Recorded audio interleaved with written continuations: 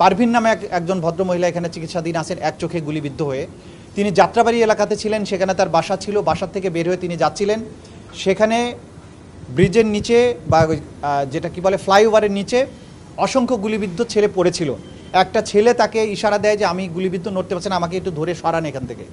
তো তাকে সে বুকে জড়িয়ে কোলে করে নিয়ে সরার চেষ্টা করেন। ওই ছেলেটাকে কোলে নেওয়ার পরে সেই ছেলেটা ইউনিফর্ম পরা ছিল, গলায় একটা আইডি কার্ড ছিল। যখন তাকে বুকে নেয় এই সময় আরেকটা গুলি এসে ওই ছেলেটার পিঠে গুলিবিদ্ধ হয় এবং ছেলেটা তার বুকেই শহীদ হয়ে যায়। উনি যখন পিছনে ফিরে যখন আবার দেখার চেষ্টা করছিলেন যে গুলিটা কোন দিক থেকে আসছে, তখন আরেকটা গুলি এসে তার চোখে লাগে এবং সেই গুলি নিয়ে তিনি এখানে চিকিৎসাধীন আছেন। এবং তাদেরকে দুজনকে একসাথেই ঢাকা মেডিকেলে প্রথমে নেওয়া হয়, তারপরে ছেলেটা সেখানে মারা যায় বা গুলিবিদ্ধ অবস্থায় তাকে শহীদ অবস্থায় তাকে সেখানে নেওয়া হয়।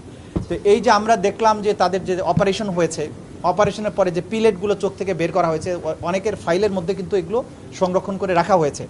তো যারা বাইরে থেকে বলার চেষ্টা করেছেন যে বন্দুক থেকে গুলি করা হয়নি, চোখে গুলি করা হয়নি, পুলিশ গুলি করেনি, দিস অ্যান্ড দ্যাট, তো সেগুলোর প্রমাণ হচ্ছে যে এখানে 100% গানশট ইঞ্জুরি এবং সেগুলো করা হয়েছে বুক থেকে উপরের দিকে, মানে উদ্দেশ্যই ছিল হত্যারা অথবা পার্মানেন্টলি ডিসেবল করে দেওয়া। শরীরের মধ্যে অসংখ্য গুলি আছে, সেগুলো আছে যেটা চোখের সাথে হয়তো রিলেটেড না। আমরা তাদেরকে আজকে এখানে দেখলাম এবং এখানে যারা বিশেষজ্ঞ ডক্টর সহ যারা অন্যান্য ডাক্তার নার্স আছেন তাদের মাধ্যমে আমরা এই তথ্যগুলো জেনেছি। এবং তারা যেটা বলছেন যে প্রথম দিকে যারা গুলিবিদ্ধ এখানে চিকিৎসার জন্য এসেছেন তারা কিন্তু ভয়ে, পুলিশের ভয়ে তাদের নাম ঠিকানা বলতে চাননি, দ্রুততম সময়ে এখান থেকে চিকিৎসা নিয়ে চলে যাওয়ার চেষ্টা করেছেন। যাদেরকে ভর্তি করা দরকার ছিল, থাকতে বলা হয়েছে, তারা সেটা থাকতে চাননি, কারণ তারা আশঙ্কা করেছেন পুলিশ হয়তো তাদেরকে ধরে নিয়ে যাবে।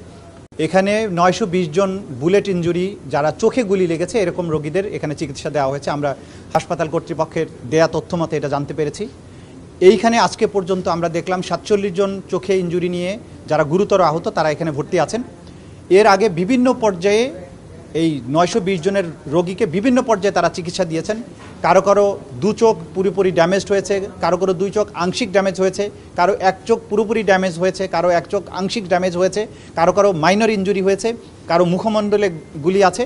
তবে 100% এখানে যে সমস্ত রোগী এসেছেন যাদের চোখে গুলি লেগেছে সবারই গানশট ইঞ্জুরি বলে এখানে তারা আমাদেরকে নিশ্চিত করেছেন।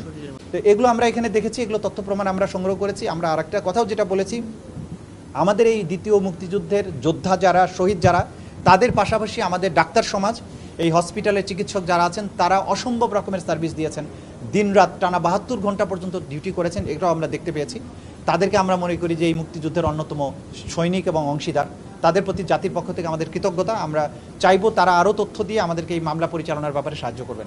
একটা ছেলের সাথে তথ্য আমরা জানি যে তাকে একবার গুলিবিদ্ধ হয়ে চিকিৎসা নিয়ে ফেরত দিয়ে আবার যখন সে দ্বিতীয় দফায় ফলো আপে আসছিল, রাস্তা থেকে পুলিশ তাকে ধরে নিয়ে গিয়ে, একটা বাচ্চা ছেলে, তাকে 12 দিনের রিমান্ডে নিয়ে তাকে রাখা হয়। পরবর্তীতে স্বাধীনতার পরে সে আবার নতুন করে জেল থেকে বের হয়। এবং আজকে বেদনাদায়ক অনেকগুলো স্টোরি, আমরা প্রত্যেকের জন্য এক একটা বেদনাদায়ক স্টোরি আমরা শুনেছি।